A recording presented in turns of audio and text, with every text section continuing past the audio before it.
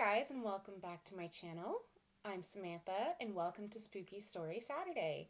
I do my makeup and I tell creepy stories at the same time. If you think this is your thing, please hit that like and subscribe buttons. If you're wondering what products I'll be using, they'll be listed in the description box below. Warning, we will be talking about murder and there is a mention of sexual assault. So just before Christmas of this year, I watched the original When a Stranger Calls movie. Watched it by myself.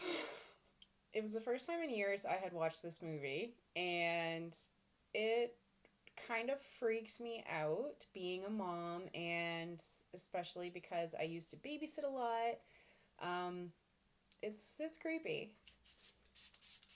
But while I was watching the movie, I remembered that this movie is actually based on a true story. Now, of course, the movie took its own liberties and things, but there is a story sort of like behind it, and it was from the 1950s. So, without further ado, this is the story of Janett Christman. Janett Christman was born on March 21st, 1936. She was born to Charles and Lula Christman, and she was the oldest of 3 daughters. They were living in Columbia, Missouri, and they owned a restaurant. Janett was described as a good, church-going teenager.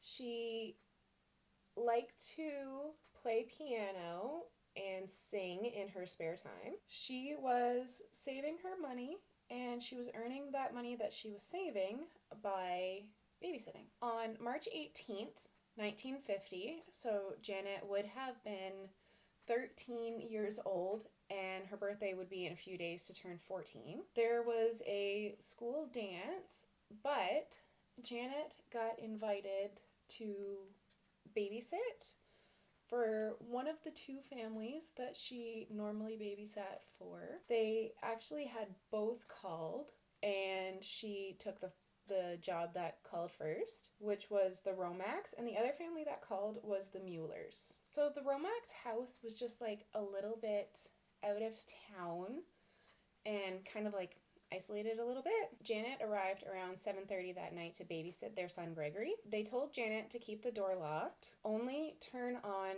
the porch light if it was someone that she knew, don't let anybody into the house. And the father, Ed, actually gave Janett a quick lesson in his gun, how to load it and unload it, and left it near the front of the house, near the front door. They told Janett that Gregory, the son, liked to fall asleep with the radio playing, and with that, they headed out. So according to reports, the weather that night was actually kind of rough.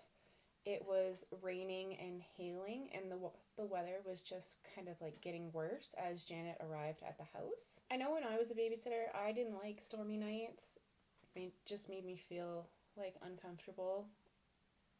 And, you know, it kind of freaks you out. You're there by yourself. You're young. So around 11 o'clock that night, the police got a frantic phone call. Police officer Ray McCallan was the one who received the call, and it was a woman screaming and said, "Come quick." And then the phone just kind of like disconnected. But due to the fact that this was 1950, they didn't really have an easy way to trace the call like they would nowadays. So I guess we're really lucky that way. It was way harder to trace the call, so unfortunately the officer wasn't able to do that. Anne and Ed Romack were actually out to dinner with Mr. Robert Mueller and his wife, and they were at the Moon Valley Villa. So Anne called the house to check on Janett, but she didn't receive a response.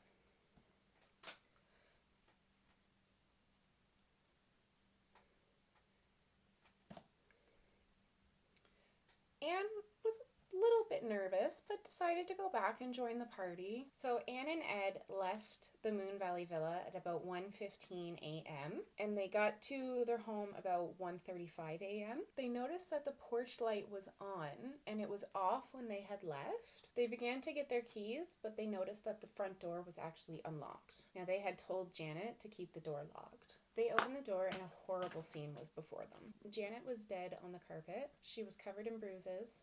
There was a pool of blood underneath of her.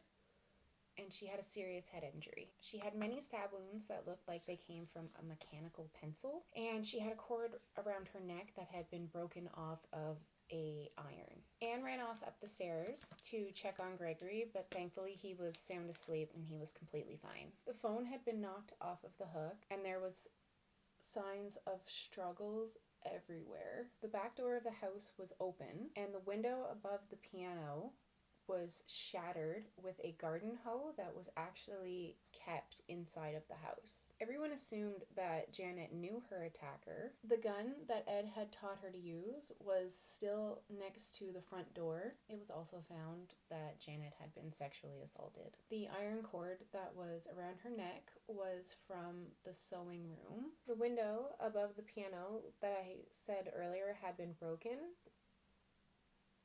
They thought that maybe that had been the point of entry for the intruder, but in my opinion, I think maybe the window was used as like a distraction so that they wouldn't know that the intruder came through the front door, but what do I know? 2 different jurisdictions of police officers actually had to respond to it because of where the house lay within the jurisdiction lines. They were both investigating and both had different opinions as to what they thought had happened. Tracking dogs were brought in and they could track a scent of the intruder, or really the murderer, for about a mile before they lost the scent. Many people were interviewed, and there were plenty of suspects. The 2 police teams thoroughly searched the area around the house,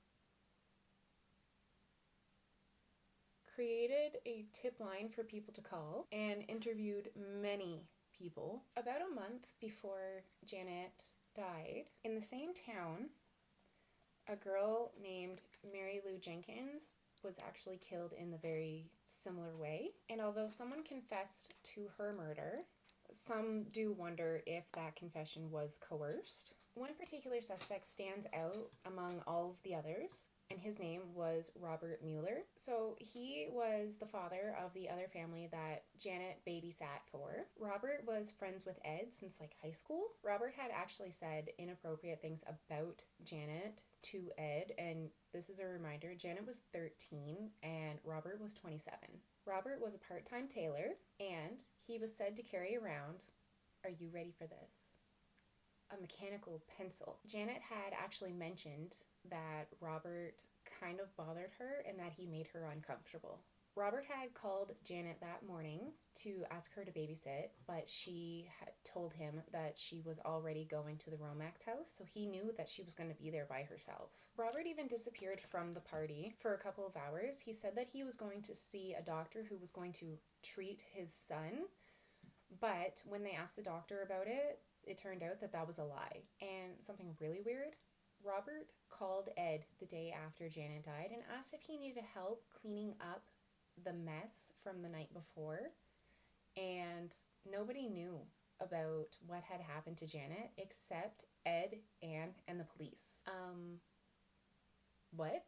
This dude is sketchy. Oh, and then Robert proceeded to tell Ed his theories on what had happened. The police eventually had enough to question Robert, and they came and they picked him up, and instead of going to the station, they took him to a nearby barn. Why? I don't get it. They interrogated him all night, and then he took a polygraph test, which he passed, but some people believe that he had found a way to beat the machine, and again, this is in the 1950s, so they're a little different than what they are now. He had a grand jury investigation, and because the 2 law enforcement jurisdictions couldn't agree on a theory as to what actually happened, he was never charged, and he lived the rest of his life a free man in Tucson, Arizona. And before he left, he sued the police department. Poor Janett never had justice for her murder. And that's the story of What a Stranger Calls is based after. If you like this video, please give it a thumbs up and hit that subscribe button, and leave me some comments down below as to what you think, if you think that Robert Mueller was the one who did it, or if he didn't, and leave me a comment for what you think I should talk about next. Don't forget to check out my Tuesday uploads and, of course, Spooky Story Saturdays. Thanks for hanging out with me today, and I hope you guys have a great week. We'll see you next time. Bye!